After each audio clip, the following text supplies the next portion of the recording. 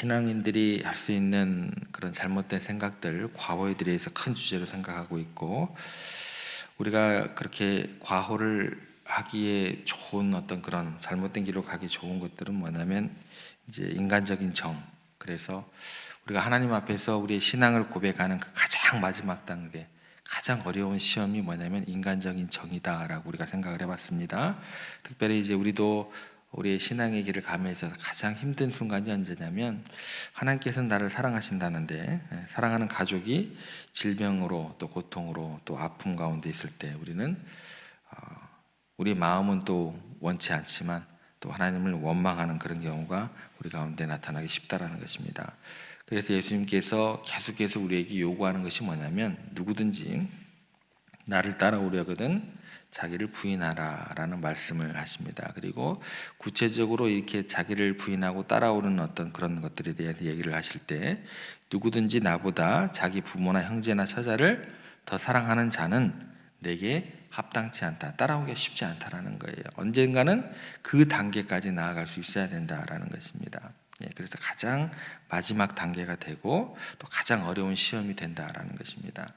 그런데 이제 우리가 아브라함을 통해서 살펴봤듯이, 또 아브라함의 그 마지막 하나님께 인정받는 그 모습이 하나님께 가장 귀하게 여겨졌던 그런 것들보다 더 놀라운 사실은 이거죠. 우리가 상상할 수 없을 정도로 하나님과 가장 가까운 관계에 계신, 가장 정을 깊이 나누고 사랑을 나눴던 분이 예수님인데, 그 예수님께서 사명을 위해서 그 모든 정을 내려놓게 하시고 또 하나님 말씀에 순종했기 때문에 우리가 구원받았다라는 사실이에요. 그래서 하나님께서 그 정을 딱 끊고 예수님을 사명에만 집중하게 하시면서, 내가 너를 인류를 구원하기 위해서 보냈다, 내가 그렇게 보내지 않았느냐 매정할 정도로 외면하십니다. 그래서 이 잔을 피하게만 하실 수 있으면 피하게 해주십시오, 외면하시고요. 어찌하여 나를 버리셨나이까, 그 순간에도 외면하셨어요. 이게 하나님에게서 쉬운 일이 아닙니다. 여러분들이 부모님으로서 자녀가 그렇게 부탁을 하는데 외면할 부모가 어디가 있어요? 매정하리 정도도 하나님께서 외면하십니다. 중요한 것은 왜 이렇게까지 하나님께서 매정하실 수 있으셨는가, 그 사명 때문에, 큰일 때문에 과연 이렇게까지 하셔야만 했는가, 이게 우리에게 도리어 위로가 된다는 거예요.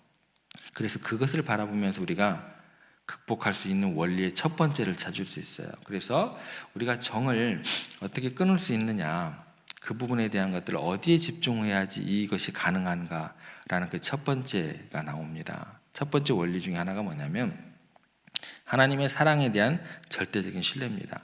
하나님의 사랑에 대한 절대적인 신뢰. 이게 왜 우리를 가장 힘들게 하는가라는 그 내용을 살펴보면서 사랑에 대한 절대적인 신뢰를 우리가 신앙생활하면서 가질 수 있어야 돼요. 우리 삶 전체를 흔드는 것이 감정인데, 우리의 감정이라는 것은요 그냥 주어진 게 아니에요. 이게 하나님의 형상대로 지음을 받았기 때문에 우리가 부여받은 거라는 거예요. 그래서 감정이라는 게 나쁜 게 아닙니다. 하나님께서 우리를 하나님의 형상대로 만들었을 때 영적인 존재, 또 이성적인 존재. 여러분들은 이성적인 존재예요. 영적인 존재만 되어지는 게 아니에요. 영적인 존재, 이성적인 존재, 그리고 인격적인 존재뿐만 아니라 감정적인 존재다라는 거, 모든 것을 다 내포하고 있습니다. 그래서 하나님의 형상대로 창조됨을 받았고 하나님을 본받게 창조됨을 받았다라는 거예요. 뭐 영적인 존재이기 때문에 이성적으로 생각하지 말아야 된다, 아니에요. 여러분들 이성적인 존재예요. 다 담고 있다라는 것입니다.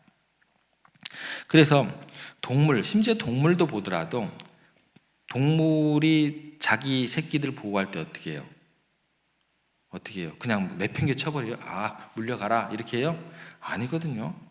심지어 맹수들에게 물려가는 어떤 그런 위험이 있다 할지라도 부모가 못 물려가려 하려고 자기를 던져요. 그 정도라는 거예요. 그런 동물을 보더라도 그런 모습이 있지만 이 폭과 깊이가 가장 넓은 피조물이 누굴까요? 하나님의 온전한 형상대로 지음받은 인간들이라는 거예요. 그래서 인간의 감정이라는 것은요 기가 막히게 깊고 넓다라는 거예요. 그건 왜 그럴까요? 하나님 형상 그대로 지음받았기 때문에 그래요. 그래서 성경에 나오는 하나님의 모습을 보면 이 인간의 모습들이 그대로 하나님에게 투영이 됩니다. 그러면 똑같은 모습들이 하나님에게 투영이 되더라도 깊고 넓기가 어떻게 될까요? 우리 인간들하고 비교가 될까요? 안 될까요? 안 되는 거예요. 안 되는 거예요. 하나님께서 성경 말씀에 보면 시기하기도 하시고 분노하기도 하시고 화내기도 하시고 애통해하시고 금식하시기도 하시고 후회하시기도 하시고 그 속에도 많은 하나님의 감정들이 나타나게 되더라는 거예요. 그런데 그 모든 것들을 누가 똑같이 부여받게 되냐면 우리도 똑같이 부여받았다라는 거예요. 그래서 감정이라는 것은 굉장히 귀한 겁니다. 나쁜 게 아니에요. 그런데 이것이 의미하는 바가 뭔가 한번 생각을 해보세요. 이 감정이라는 것이 다 투여되어 있고 하나님께 더 깊고 넓게 투영되었다라는 것 자체가 어떤 것인지 곰곰이 생각해 보셔야 돼요. 그렇다면 우리들이 느끼는 감정, 내가 느끼는 이 감정, 하나님께서 부여받은 것이라면 하나님이 나보다 훨씬 더 깊고 넓다라는 거예요. 그것을 우리가 놓치면 안 된다라는 거예요. 내가 아파할 때 나보다 누가 더 아파하실까요? 네. 내가 아파하는 것, 내 자녀가 아파하는 것, 누가 더 아프세요? 그걸 놓치시면 안 되는 거예요. 내가 내 자식을 사랑할 때 하나님께서는요, 내가 내 자식 사랑하는 것보다 하나님이 내 자식 더 사랑하신다는 것을 믿으셔야 돼요. 놓치시면 안 돼요. 내가 내 부모님을 사랑하는 마음보다 하나님이 내 부모님을 더 많이 사랑하는 것을 놓치시면 안 돼요. 믿으셔야 된다는 거예요. 그런데 우리는요, 인간적인 정으로 생각할 때 이런 생각을 해요. 하나님께서 어떻게 내 자식에게, 어떻게 내 부모님에게, 어떻게 내 형제에게, 어떻게 내 가족에게, 어떻게 내 친구에게 이렇게 두도록 놔두실 수가 있는가? 어떻게 하나님 이러실 수가 있습니까? 놓쳐요. 생각들을 놓쳐요. 마음들을 놓쳐요. 정작 그렇게 말하면서 나는 그를 위해서 뭐 해줬습니까? 그를 위해서 피를 흘렸습니까? 그를 위해서 시간을 엄청나게 쏟아부었습니까? 시간 어느 정도 쏟아붓고 있겠죠. 저희 형이 죽었을 때요, 저희 아버지가 해결이 안 돼요. 그러다가 이 소리를 듣고 아버지가 완전히 무너져 버렸습니다. 그래서 겨우겨우 일어서서 목회를 40년 마무리를 하셨어요.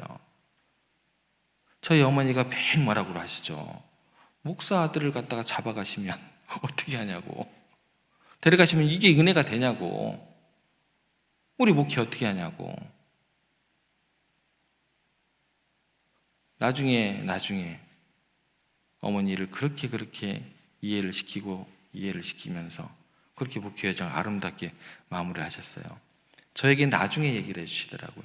나중에 이런 내용들을 어렸을 때 백날 얘기해도 몰랐으니까 그렇게 얘기를 안 하셨던 것 같고, 나중에 목회 길을 가면서 어머니가 저에게 아버지가 이렇게 해서 이렇게 기도의 응답을 받았기 때문에 그 목회를 포기할 수 없으셨단다, 그렇게 얘기를 하시더라고요. 정작 너는 네 아들 위해서 네가 피를 흘렸냐, 이 한마디에 그냥 쓰러져 버리셨다고 그러더라고요. 여러분, 예수님은 당신의 생명을 우리를 위해 주셨다라는 거예요. 하나님은 자기 독생자를 외면하면서까지 우리 부모님을 구원하려고 그랬고 우리 자녀들을 위해서 희생하셨다라는 것입니다. 그래서 내가 아파하는 것보다 하나님의 마음이 아프다는 것을 우리가 놓치시면 안 된다라는 것입니다. 성경에서 그걸 이야기하고 있다라는 거예요. 오죽했으면, 아니 얼마나 위대한 일을 우리에게 꿈꾸고 계시고 또 그렇게 기대하고 계시면 순간적인 우리들의 아픔을 참으시면서 그렇게 우리들에게 지금 고난을 허락하시냐는 거예요. 우리가 너무 귀하기 때문에 자기는 독생자까지 희생하신 분인데 우리들이 아파하는 거 원하시겠냐는 거예요. 구원받고 기쁘고 행복한 가운데 살기를 원하시는데, 오죽했으면 여러분들에게 꿈꾸는 바가 있으셔서 여러분의 신앙의 진보를 위해서 신앙의 성장을 위해서 잠깐만 이것만 참으면 안 될까? 조바조바하는 마음으로 오늘 이 순간을 여러분들을 기대하고 또 조마조마한 마음으로 그렇게 바라보고 계시지 않겠냐는 것입니다. 그거를 놓치시면은요, 어떻게 하나님 제게 이룰 수 있습니까? 우리 가족들에게 어떻게 이런 일이 일어나게 할 수 있습니까? 그것밖에 안 보이는 거예요. 그것밖에 안 보이는 거예요. 우리는 주님의 마음을 너무너무나 헤아리기가 어려운 어떤 그런 존재들인 것 같습니다. 마치 하나님은 감정이 없는 분이시고 그렇게 하나님을 가르쳤기 때문에 그런 것 같아요. 하나님은 무서운 분이십니다. 공의의 하나님입니다. 아니에요. 공의와 사랑은 같이 따라가는 거예요. 공의가 있기 때문에 그 사랑의 깊이가 더 커지는 것입니다. 하나님은 감정이 없는 분인 것처럼 생각하기도 하고 나만 감정이 있는 것처럼 그렇게 생각을 하면서 나만 아픔을 느끼는 것처럼 그렇게 생각하는데요, 천만의 말씀이다라는 거예요. 하나님께서 더 애통해 하시고 더 괴로워하십니다. 우리는 보여지는 모습만 알지만 하나님은요, 영혼의 깊은 탄식까지도 다 듣고 계시고 알고 계시기 때문에 얼마나 더 마음이 아프시겠어요. 그렇기 때문에 우리는 잊지 않아야 되고 오해해서는 안 됩니다. 오해하시면 안 돼요. 우리 하나님 오해해서 가르치지도 마세요. 믿지 않는 분들에게 하나님 이런 하나님이다 라고 여러분들의 말과 여러분의 행동으로 쉽게 가르치시면 안 돼요. 놓치지 않아야 될 거 놓치지 말고 그런 하나님에 대해서 오해함이 없이, 하나님의 백성됨에 오해함이 없이 여러분들이 그 복음의 길을 방해하시면 안 돼요. 제대로 배우고 중심이 잡힌 신앙생활을 하셔야 됩니다. 그래서 그러셔야 돼요. 지금 베드로가 자기만 예수님을 생각한다고 생각한 거예요. 우리가 이러기가 쉬워요. 자기가 제자인 스승인 예수님을 자기만 사랑한다고 생각을 한 겁니다. 그런데 정말 그럴까요? 베드로가 나중에 어떻게 될까요? 정작 위험할 때 베드로가 부인하고 저주하고 도망가더라는 거예요. 하나님은 어떠세요?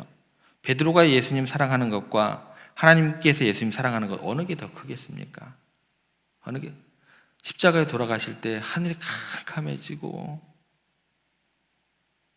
땅이 갈라지고 그게 아픔이죠. 눈물이죠. 자기의 유일한 독생자 얼마나 사랑스러우시겠습니까? 그런데도 그 길을 가게 하신 하나님의 마음을 베드로가 이해를 했어야죠. 여러분, 때로 우리가 눈물을 머금고 감당해야 될 십자가가 있습니다. 고난의 길인 줄 알지만 달려가야 될 그 길이 있습니다. 욕먹고 오해받을 줄 알면서도 가야 되는 길이 있습니다. 그렇다면 그건 뭘까요? 그건 사명의 길입니다. 사명의 길이에요. 그것은 인간적으로 모든 정을 내려놓고 아브라함처럼 칼을 번쩍 들고 이삭, 나의 기쁨이요 자랑이요 웃음인 그것을 하나님 앞에 번제로 드리는 결단의 순간이다라는 것입니다. 쉽지 않은 길입니다.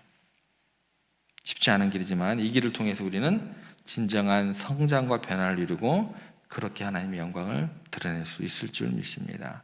오늘 말씀을 통해서 하나님께서 우리에게 주시는 그런 어떤 고난 가운데 있는 또 슬픔 가운데 있는 그게 다가 아님을, 그 가운데 사명이 있음을 생각하시면서 그렇게 십자가를 용기 있게 지시고 나아가시기를 주님의 이름으로 부탁을 드립니다. 그 순간 이전에 누리지 못했던 더 큰 하나님의 은혜와 그 사랑 여러분과 함께 하시기를, 그리고 그 길을 잘 감당하는 여러분들 되시기를 주님의 이름으로 축복합니다.